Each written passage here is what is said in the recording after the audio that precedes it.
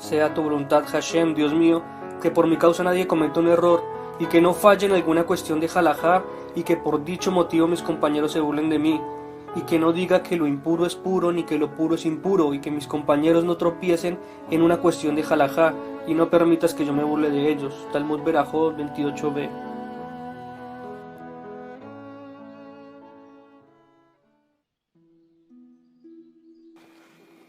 Shalom, shalom, estamos desde la Yeshiva Tefilá Emet, quienes habla Liad Cohen Ben Shahar, también de la Yeshiva. Vamos a continuar con otro estudio más del Rabbi Hayi Halevi Doni. Lo encuentran en su libro El Ser Judío, que es una guía para la observancia del judaísmo en la vida contemporánea. Es un libro que fue publicado por la Organización Sionista Mundial del Departamento de Educación y Cultura Religiosa para la Diáspora en Jerusalén en el año 5739 de la creación o en el año 1978 de la era común. Este libro es una selección y recopilación del Shulchan Aruch y de la literatura de responsa para proporcionar una exposición razonada sobre las leyes y tradiciones judías. En esta ocasión vamos a tocar un tema que se denomina las primeras etapas de la vida judía. En la vida de cada persona y de cada familia existen ocasiones especiales que exigen una celebración, así como ocasiones que llevan consigo el duelo y la congoja. Desde las épocas más inmemorables de todo pueblo y toda fe religiosa, considero siempre adecuado marcar estas ocasiones como ceremonias y observancias especiales. Así también el judaísmo desarrolló ritos y ceremonias, reglas y procedimientos para estas ocasiones de la vida.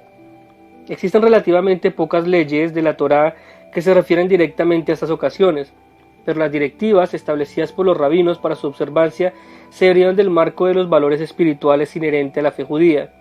Los ejemplos establecidos por los patriarcas, las actitudes derivadas de numerosos pasajes bíblicos, incluyendo a los profetas y a los agiógrafos, y a las influencias de fuentes místicas judías contribuyeron a crear el marco halágico que aplica para lo que gobierna el nacimiento, la pubertad, el matrimonio y la muerte. En este marco contiene también costumbres que surgieron y se desarrollaron entre los judíos a lo largo de los siglos. Son precisamente estos campos los que estuvieron más sujetos a las influencias del ambiente y donde se han prevalecido a menudo las costumbres locales.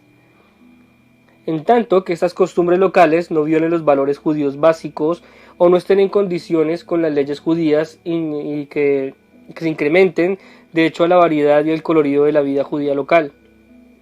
La selección que se refiere a estas ocasiones ha sido reducida deliberadamente a un mínimo porque esta es la intención de limitarnos a las reglas que son obligatorias para los judíos desde el punto de vista halágico, omitiendo las costumbres que puedan diferir de una comunidad a otra o de un país a otro. Un judío cuya identidad con el judaísmo es solamente su adhesión a estos ritos se asegura solamente un estatus de judío legal. Aunque esto también es de gran importancia, no se refleja aquí ni la nobleza de la fe judía ni el conjunto del modo de vida judío. De hecho, para la persona cuya identificación religiosa total reside en los ritos de pasaje de la religión judía, no existe desde el punto de vista espiritual. Iniciamos hablando sobre el nacimiento. Las personas que traen un niño al mundo deben conocer de antemano la obligación básica que tiene con su criatura de proporcionarle un cuidado cariñoso y la atención física que ésta requiere. También debe aceptar la obligación que tienen de proporcionar a su hijo la guía moral que necesita. No existe ningún rol más importante en la vida de criar un niño hasta que se convierta en un adulto responsable. Al nacer, el hombre es puro, libre de todo pecado. La oración matutina cotidiana tomada del Talmud en Berajot 60b lo expresa de esta forma su cita. Dios mío, el alma que me has dado es pura, tú la creaste, tú la moldeaste, tú me la fundiste, bendito serás en tu llegada, lo dice Deuteronomio 28:6. Se interpreta con el significado adicional a tu llegada a este mundo, lo dice Baba Metzia 107a. Es solamente en el curso de la vida que se acumulan los actos contrarios a la voluntad de Dios, haciendo caer el alma. Camino fijado por los padres para su hijo durante sus primeros días y sus tempranos años merecen la más seria atención y reflexión sobre el tema. ¿Cómo dar un nombre al hijo? Un niño varón recibe su nombre durante la ceremonia del pacto de la circuncisión, que se conoce como Brit Milá. Una niña recibe el suyo en la sinagoga durante la semana que sigue a su nacimiento, cuando su padre es convocado a la Torá y se recita una oración, que se conoce como Mishe Beiraj, por la salud de la madre y de la niña recién nacida. El nombre hebreo completo, tal como es utilizado para fines religiosos y en los documentos legales judíos, es X persona, hijo de otra persona. O sea, un ejemplo, digamos que le quieren poner al niño Moshe. Moshe Ben quiere decir hijo de, y se nombra el padre. Digamos que su papá se llama Abraham. El nombre quedaría Moshe Ben Abraham. Lo mismo sería el nombre de una hija, pero en vez de decir Ben, se dice Bat. Un ejemplo, le quieren poner como nombre Sara y su madre se llama Rivka, por lo que daría con su padre Abraham, perdón. Entonces sería Sara Bat, hija de Abraham. Sara Bat Abraham. Entonces si fuese niño, un ejemplo, el nombre que le quieran poner sería Moshe Ben Abraham. Si es mujer, Sara Bat Abraham. Quiere decir hijo de Abraham o hija de Abraham. Esto varía dependiendo del nombre del padre. Si el padre es de descendencia sacerdotal o levítica, se agrega el nombre Jacoén o Jaleví. Fuera aquellas personas que están identificadas como descendientes de la tribu de Leví o de la clase de los Cohen. Todos los demás judíos se clasifican simplemente como Israel. No existen otros principios religiosos o halágicos relacionados con el otorgamiento de un nombre a los niños judíos. Aun cuando la gente suele consultar a algunos rabinos más acerca de lo que está permitido o no, en este campo que en cualquier otra área de la conducta ritual, moral o ética. En la diáspora, donde generalmente se otorga a los niños nombres gentiles, en el registro civil de nacimientos, el otorgamiento de un nombre adicional en yiddish o en hebreo proporciona una identificación importante con el pueblo y la fe hebrea. El Brit Milá, o en la sinagoga, se otorga justamente este nombre hebreo o en yiddish, según sea el caso, y este nombre se utiliza posteriormente para los fines religiosos, documentos religiosos y plegarias de ofrenda por la propia salud de los contratos matrimoniales, etc. Si el nombre hebreo otorgado en el nacimiento no fuera nunca utilizado por la familia ni en la sinagoga, obviamente perdería toda su significación, y el denominado otorgamiento del nombre resultaría retrospectivamente un ejercicio fútil y sin significación. En esta instancia, el nombre real de la persona, inclusive para documentos religiosos, es el nombre por el cual es llamado efectivamente, sea inglés, español, francés o alemán. Entre los judíos, especialmente de origen ashkenazita, existe una costumbre muy difundida de dar al niño el nombre de un pariente cercano fallecido cuya memoria se desea honrar y perpetuar. Aunque no existe ninguna obligación religiosa de hacerlo, la mayoría de las personas se muestran deseosas de seguir esta costumbre confirmada por el tiempo. Es una costumbre meritoria y noble, pero para los padres jóvenes no deben engañarse a sí mismos. La costumbre pierde todo significado y la memoria de nadie es honrada si el nombre otorgado al niño no es utilizado nunca. Es olvidado por todos en la realidad y el niño es llamado con otro nombre. De la misma manera, la costumbre tiene poco significado si la única relación entre el nombre del niño y el nombre de la persona fallecida es la primera letra en común. Dar formalmente un nombre a un niño no es un rito místico a través de la cual el niño ingresa al judaísmo, o en otras palabras, dar un nombre judío no proporciona en sí la condición de judío si todos los demás requisitos de la judeidad están ausentes. No hay caso en muchos gentiles cuyos nombres no son de origen hebreo o bíblico. Por contrario, la ausencia de una otorgación formal del nombre, sea en el Brit Milá o en la sinagoga, la ausencia de un nombre hebreo distintivo no le hace perder a una persona de su estatus de judío, si todos los demás requisitos están presentes. Existieron épocas en las que la historia judía, en las que el nombre formal otorgado al niño fue un nombre no judío o no hebraico. Alexander, tomado de Alejandro Magno, es ejemplo de un nombre que fue considerado en las familias judías como un nombre judío. El reconocimiento de la cultura y de la lengua hebrea, el establecimiento del Estado de Israel y el deseo de identificarse como judíos por parte del judaísmo en la diáspora debería alentar a los jóvenes padres a utilizar nombres hebreos o bíblicos, tan clásicos como contemporáneos, no solamente como nombre formal y para fines religiosos, sino también como el nombre legal del niño que se inscribe en los registros civiles de nacimiento, el nombre por el cual él o ella serán efectivamente llamados y conocidos por todos. Hablemos del Brit Milá, que es el pacto de la circuncisión. Si vamos al libro de Bereshit, Génesis 17, 10, 14, dice: Este es mi pacto, que guardaréis. Será circuncidado el prepucio de todo varón de entre vosotros, y esta será la señal del pacto entre mí y vosotros. De edad de 8 días será circuncidado todo varón por vuestras generaciones. Y el varón incircunciso será borrado de su pueblo. Ha violado mi pacto. Corresponde a todo padre cumplir el precepto bíblico de circuncidar a su hijo al 8º día o nombrar un representante calificado para hacerlo en su nombre. Este ritual se conoce como bris o brit en la pronunciación sefardita. La palabra significa pacto. La palabra circuncisión es milá. De esta manera, brit milá es el nombre completo que significa el pacto de la circuncisión. La persona calificada para realizar el Brit Milá se conoce como un mohel.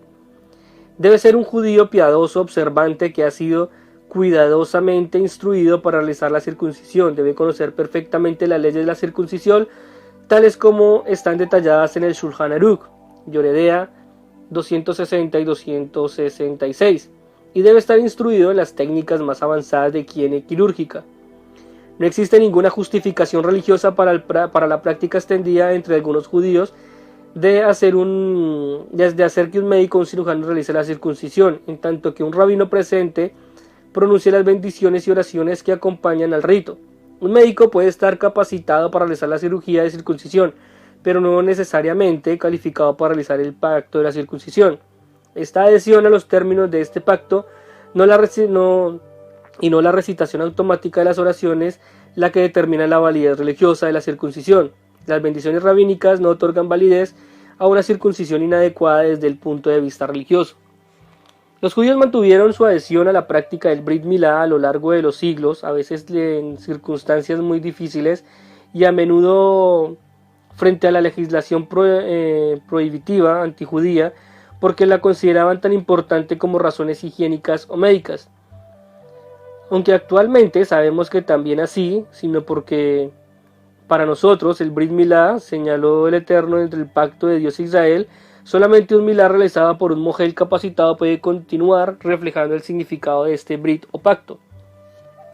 El Brit debe realizarse el 8º día, aun si este cae en Shabbat o Yom Kippur. De esta manera, si un niño nace un lunes, el Brit Milá será el lunes siguiente.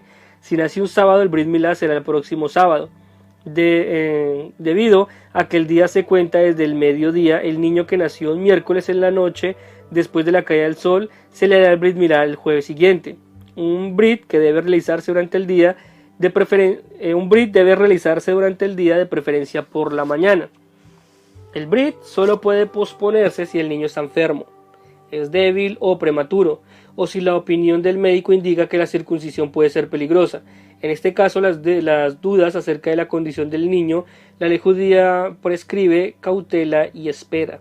Durante el ritual de la circuncisión, el padre del niño recita la siguiente bendición: Baruch atah Adonai Eloheinu melech haolam, asher kideshanu bemitzvotav vetzivanu lehanitzo fibrito shel Abraham Avinu. Bendito eres tú, Señor, Dios nuestro y del mundo, que nos has santificado con tus mandamientos y nos ordenaste hacer entrar al niño en el pacto de nuestro padre Abraham. Los invitados presentes responden amén a esta bendición y recitan en voz alta su propia oración. Que Shem Shehinaz Labri, que Nikanes la Torah, Ule Jupa Ule Maasim Tovim. Del mismo modo como ingresó en el pacto, que pueda incorporarse al estudio de la Torah, al matrimonio y a la realización de buenas acciones. Durante el Brit Milá se otorga formalmente al niño su nombre. Para un niño varón, la otorgación del nombre no tiene lugar en los servicios de la sinagoga. A la persona que sostiene al niño durante la circuncisión se le llama un sandak. Desde los tiempos antiguos fue siempre considerado un honor actuar en esta calidad. En Europa y América surgieron otros roles honoríficos que constituyen costumbres legítimas. Aunque es preferible tener un minyan, un quórum de 10 hombres judíos, el padre y el mohel, en el Brit, ya que esto realza la observancia de esta mitzvah y aumenta la alegría de la ocasión. Esto no es absolutamente necesario.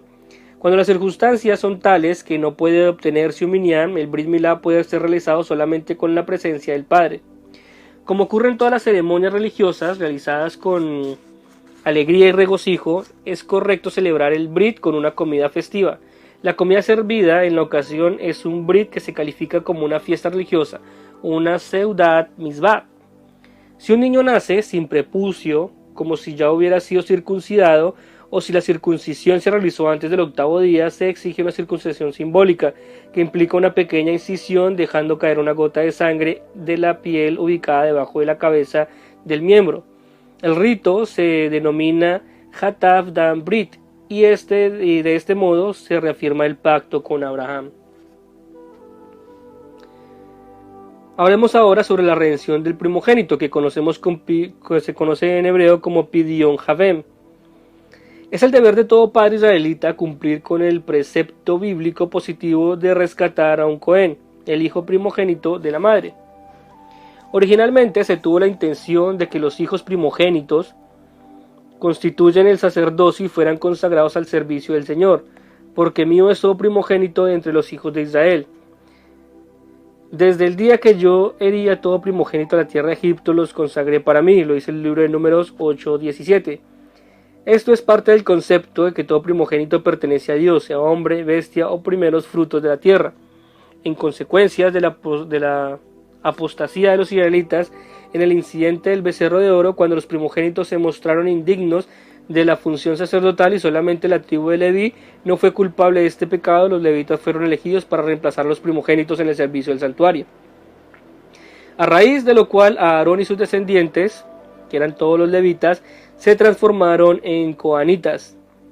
Así apartarás a los levitas de entre los hijos de Israel, y serán míos los levitas en lugar de todo primogénito que abren matriz. Los he tomado para mí en lugar de los primogénitos de entre los hijos de Israel. Y he tomado los levitas en lugar de todos los primogénitos de los hijos de Israel. Esto lo encuentran en el libro de Números 8:14-16 y Números 8:18.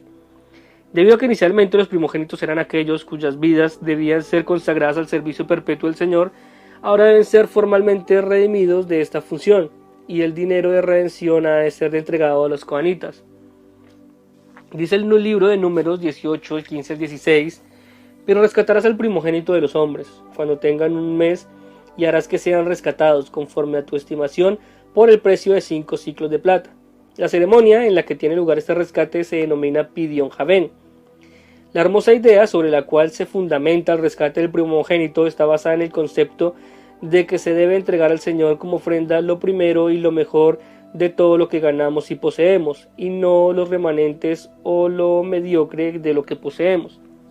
Se impone la realización del Pidyon Havem si el niño es primer nacido de su madre, que abre matriz, y el niño es varón, y el padre no es Cohen ni Leví, y la madre es hija de una Cohen y una Leví. Si falta alguna de las condiciones mencionadas, no se realizará la ceremonia del Pidyon Havem. Si un primogénito varón nace por operación cesárea, no se requiere la realización del Pidyon Havem. Si su hijo varón nace normalmente después de los partos previos de hermanos o hermanas por operación cesárea, debe realizarse el Pidyon Havem. Un niño varón primogénito que nació después de que su madre tuvo un mal parto no requiere un Pidyon Havem si el mal parto se produjo después del tercer mes de embarazo. Si el mal parto se produjo durante los primeros 40 días de embarazo, se requiere un Pidyon Havem para el niño que nace después. Después de los 40 días y hasta el momento en que el feto desarrolla características definidas, se requiere la realización del Pidyon Havem. Pero si se omite la bendición recitada por el padre en todos estos problemas, debe solicitarse la opinión de un rabino. La ceremonia del Pidyon Havem debe realizarse el día 31 después del nacimiento. El día del nacimiento se cuenta como el primero. Si el acto del rescate se realiza antes, no es válido y debe repetirse. Un Pidyon Havem no se realiza en Shabbat o en una festividad o en un día de ayuno. Si el 31º día coincide con alguno de estos días, se recita el rescate inmediatamente después de la finalización de estos días. El padre del niño tiene el deber de rescatarlo. Si el padre descuida el rescate en el momento adecuado, persiste la obligación continuada hasta hacerlo y que el niño cumpla 13 años de edad, en que el niño asume la responsabilidad de redimirse a sí mismo. Si el padre no se encuentra en el mismo lugar que el niño, puede tomar la disposición necesaria para que sea rescatado de un Cohen, el lugar donde se encuentre el padre. En lugar de utilizar la fórmula, este es mi hijo, dice tengo un primogénito para redimir, y el Cohen responde con la fórmula usual. Se exige la presencia de un Cohen para efectuar la ceremonia. Aún el más grande erudito rabínico no está capacitado para ello si no es un Cohen. No obstante, se debe tratar de asegurar los servicios de un Cohen, que sea una persona piadosa y que conozca el procedimiento de la ceremonia de rescate. Se acostumbra a utilizar 5 monedas de plata de la moneda básica del lugar, por ejemplo 5 pesos de plata, 5 libras israelíes, para simbolizar los 5 shekalim, que son los ciclos de plata, prescriptos por la Torá como la suma del rescate. La ceremonia en sí es simple. El padre lleva a su hijo primogénito ante un Cohen y le informa a este que se trata de un primogénito de su esposa. Madre de la criatura, el Cohen le pregunta al padre, ¿qué prefieres, entregarme a tu hijo o redimirlo? El padre responde, redimirlo, sosteniendo las 5 monedas de plata o su equivalente en sus manos. El padre pronuncia la siguiente bendición. Baruch atah Adonai Eloheinu melech haolam asher kideshanu bemizvotav vetzivanu al pidyon haben. Bendito eres tu Señor, Dios nuestro y del mundo, que nos has santificado con tus preceptos y nos has ordenado lo referente al rescate del hijo primogénito. Luego se pronuncia la bendición Sheheyanu. El padre entrega el dinero al Cohen, el Cohen toma el dinero y lo pasa sobre la cabeza del niño diciendo, recibí de ti estos 5 ciclos por el rescate de tu hijo. Con ellos él queda rescatado según la fe de Moisés y de Israel. El Cohen coloca el dinero sobre la mesa y elevando sus manos sobre la cabeza del niño pronuncia la bendición sacerdotal. Concluye la ceremonia con una bendición sobre la copa de vino. El contexto completo de la ceremonia puede encontrarse en cualquier libro de oraciones cotidianas como es el Sidur. Ahora, en cuanto a la adopción de un niño judío. Debido a que la ley judía no considera a los niños como propiedad de sus padres, la noción de transferir el derecho sobre el niño a otra persona a través de la adopción simplemente no existe. La ley judía considera la relación entre los padres naturales y los descendientes como algo irrevocable. Repito, debido a que la ley judía no considera a los niños como propiedad de sus padres, la noción de transferir el derecho sobre el niño a otra persona a través de la adopción simplemente no existe. La ley considera la relación entre los padres naturales y sus descendientes como algo irrevocable. Sin embargo, se reconoce la idea de una paternidad espiritual. Aquel que crió al hijo de otra persona es considerado como si efectivamente hubiera traído al niño al mundo, según lo dice la Megilá 13a en Sanedrín 19b. Uno de los actos más nobles de caridad consiste en dar al cariño y amor a niños cuyos padres no quieren o no pueden cumplir con sus obligaciones hacia sus hijos. La adopción de un niño judío no cambia su estatus religioso de Cohen, levita o israelita, y tampoco modifica los criterios que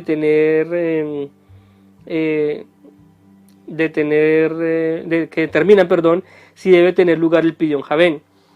Si se sabe que el padre natural del niño es o fue un Cohen o un levita, el niño debe conservar esa característica, incluso si el padre adoptivo no tiene esta calificación. Si el niño adoptado es un primogénito de su madre natural y hubiera requerido un pidyon haben, los padres adoptivos deben preocuparse por cumplir con esta ceremonia. Sin embargo, en razón de los estrechos lazos espirituales que surgen, el niño adoptado puede ser llamado como el hijo o la hija de los padres adoptivos. Si es una niña, recibe el nombre en la sinagoga; si es un varón, recibe el nombre durante la ceremonia de circuncisión. Si el niño ha sido circuncidado antes de la adopción, pero no ha tenido un brit adecuado, debe realizarse una hatafat dam, en el curso de la cual recibe su nombre.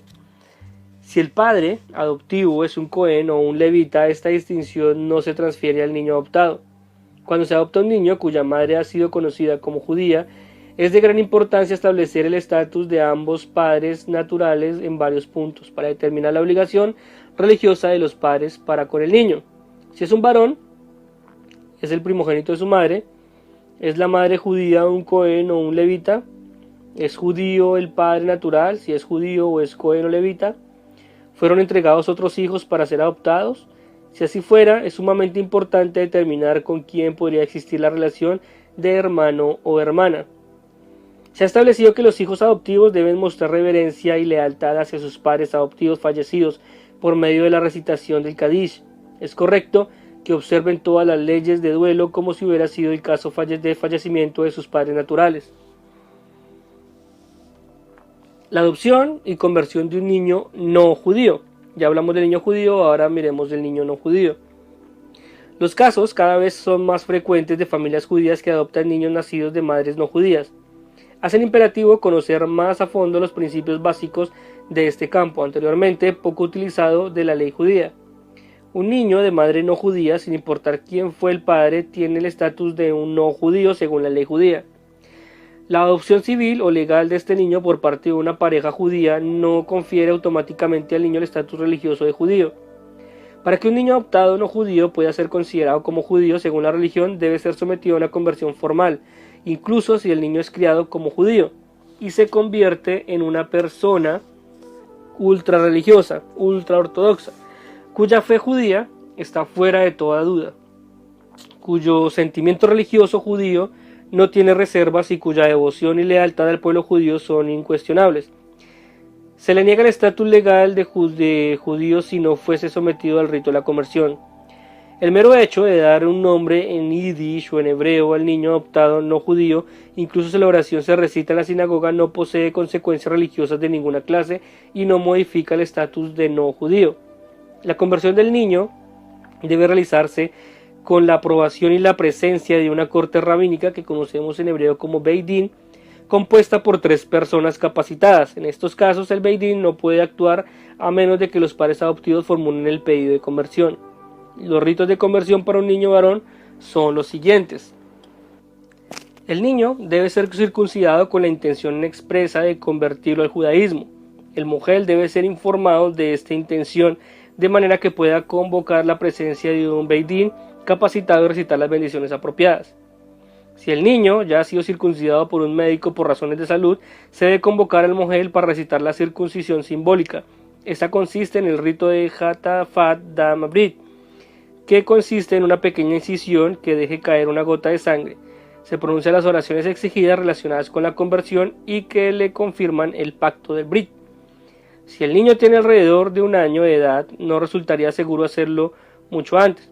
Es mayor de edad, debe ser sumergido en un baño ritual que se conoce como una mikveh. El Beit Din recita las bendiciones apropiadas relativas a la inmersión de los prosélitos. Ahora, si el rito de la conversión para una niña consiste solamente en la inmersión de estas en el baño ritual, la bendición apropiada de la inmersión de los prosélitos debe ser recitada por el Beit Din. En ambos casos se acostumbra a otorgar un nombre hebreo al niño después del ritual de inmersión por parte del Beit Din. La falta de una inmersión en una mikvah kasher, o sea una pileta de natación común, no es calificada como mikvah. Para un varón o una mujer, o la ausencia de una circuncisión adecuada o de la Hataf Dam Brit que la sustituya, en el caso de un varón, invalida la conversión sin importar el hecho de que el prosélito se transforme en un observante fiel. Esta persona debe recitar estas deficiencias religiosas legales y se entera de ellas posteriormente. El rito formal de conversión de un niño debe ser seguido por una educación e instrucción que le inspire el amor profundo por la fe y le aliente a observar los mandamientos del Señor y llegar a ser un judío devoto y leal. Una vez cumplidos los ritos adecuados de conversión, el niño adoptado es considerado como judío igual a cualquier otro judío de nacimiento, sujeto a todas las exigencias y disciplinas, así como a los privilegios de la fe judía. En cuanto a la conversión, las conversiones de adultos al judaísmo tienen las mismas exigencias básicas que la conversión de los niños mencionadas anteriormente, salvo que en este caso de un adulto el rito de conversión debe ser precedido por un estudio del judaísmo por una afirmación de sus principios de fe básicos y por una resolución sincera de corazón y de mente de observar las prácticas y preceptos del judaísmo en la vida cotidiana, aceptar el yugo del reino de Dios y aceptar el yugo de los preceptos son las exigencias centrales de las que depende la validez del ritual. De este ritual de conversión para un adulto. La falta de esta aceptación transforma la conversión en una farsa y el ejercicio de carente de significación. Por otra parte, la aceptación no solo asigna significado, sino que da validez al ritual exigido, lo que determina si un prosélito es prosélito justo. Es justamente la aceptación del yugo de los preceptos. El tiempo necesario para que un adulto se convierta al judaísmo depende totalmente de las circunstancias, el nivel de educación y preparación del prosélito, la cantidad de estudio exigido y el tiempo que está dispuesto a consagrar a esta preparación. En raras oportunidades toma menos de 6 meses, por lo general tarda hasta 1 año y a veces más aún. Al aceptar la fe del converso es incorporado a la gran familia judía. Él y ella se unen al pueblo judío. Al adoptar un nombre hebreo, el converso no es denominado el hijo o la hija de sus padres naturales, sino la hija o hijo de nuestro padre común Abraham. En cuanto al bar mitzvah o al bat mitzvah, dependiendo si es hombre o mujer, cuando es un varón se les dice bar mitzvah y cuando es una mujer se les dice bat mitzvah. Un niño alcanza la mayoría de edad religiosa cuando cumple su 13º cumpleaños según el calendario hebreo. Una niña alcanza su mayoría de edad religiosa al cumplir su 12º cumpleaños según el calendario hebreo. Quiere decir que los niños a los 13, las mujeres a los 12 años. Un niño que alcanza esta edad es conocido como bar mitzvah. Una niña es llamada bat mitzvah. Esas palabras significan sujeto a los preceptos e implica que una persona que alcanza esta edad ya no es considerada por la ley judía como un menor, sino como un adulto. Si se acuerdan nuevos privilegios y derechos religiosos es porque asume la entera responsabilidad por la observancia de todos los preceptos y mandamientos. Para marcar este momento decisivo desde el punto de vista religioso en la vida de un niño judío, se acostumbra a otorgarle la oportunidad de cumplir en forma pública una mitzvah que hasta ese momento no estaba obligado a realizar. Esto generalmente toma la forma de ser convocado a la lectura de la Torá para recitar las bendiciones apropiadas. Esta misma forma de honrar en la sinagoga se extiende en toda ocasión significativa de la vida de una persona. Cuando uno se casa, cuando nace un hijo, cuando una persona supera una enfermedad difícil o peligrosa, cuando uno observa el Yartzeit o etc. Se ha extendido la costumbre de llamar al celebrante la última aliyá, el mafir, que también exige la lectura de una sección de los profetas, como se conoce como la Haftará, para otorgarle así el papel más importante en el servicio. Diferentes comunidades tienen distintas costumbres acerca de lo que el joven está llamado a hacer.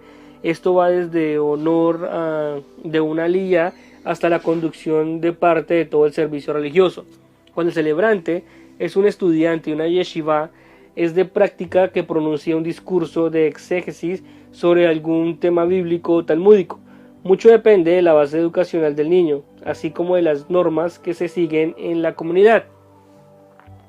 El bar mitzvah no es una confirmación ritual mística que confiere de alguna manera la judeidad al niño. Como se indicó anteriormente, es un término religioso y legal que implica la llegada de la madurez. El niño llega indefectiblemente a esta madurez, sea que se señale o no la ocasión de alguna manera formal. Los honores que se brindan a un bar mitzvah en la sinagoga forman parte del servicio regular y no difieren de aquellos que puedan brindarse a cualquier adulto judío en cualquier otra ocasión. Celebrar el bar mitzvah en una sinagoga testimonia por lo menos que el niño tiene alguna instrucción religiosa básica. Debido a que las mujeres no participan en la conducción de un servicio sinagogal, no se ha desarrollado ninguna ceremonia tradicional para marcar el momento en que una niña se convierta en bat mitzvah. Sin embargo, en la actualidad algunas familias, escuelas religiosas y sinagogas tratan de celebrar de alguna manera este momento decisivo en la vida religiosa de una joven. No existe ninguna objeción a estas invocaciones siempre que las formas desarrolladas no estén en contra de la dicción en contradicción con la halajá.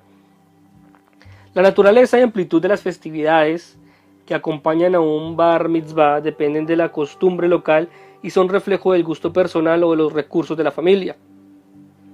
Pueden extenderse desde una simple recepción después de los servicios en la sinagoga hasta una fiesta lujosísima al día siguiente, cuando las festividades se celebran en una manera que violan no solamente el espíritu del judaísmo, sino también sus preceptos y valores específicos. La celebración únicamente logra secularizar el acontecimiento, disminuyendo su significado religioso, no solo frente a los invitados, sino especialmente frente al joven mismo. Cuando pasen los años, un joven serio e inteligente recordará esta ceremonia como una farsa religiosa. Esto debe conducir a los padres a resistir la tentación de transformar un bar mitzvah en una fiesta de cumpleaños ostentosa y de gala para un niño de 13 años.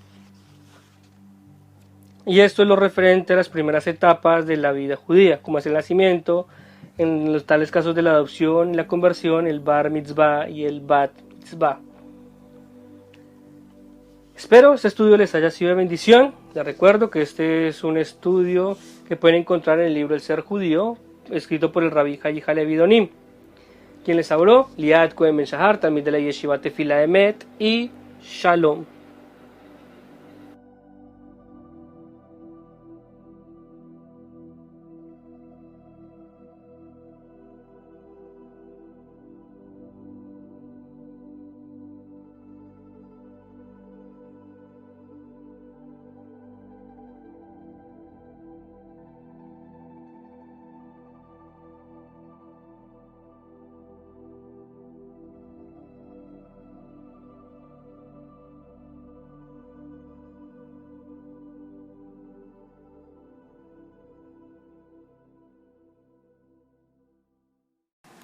Si estás interesado en aprender hebreo bíblico con nosotros, lo puedes hacer a través de YouTube, en nuestro canal alterno Café Ivrit Ulpan, cortesía de la plataforma virtual de la Yeshiva Tefila Emet en español. Si tienes alguna duda o comentario, nos puedes dejar tu mensaje en la casilla de comentarios del canal y con gusto lo resolveremos.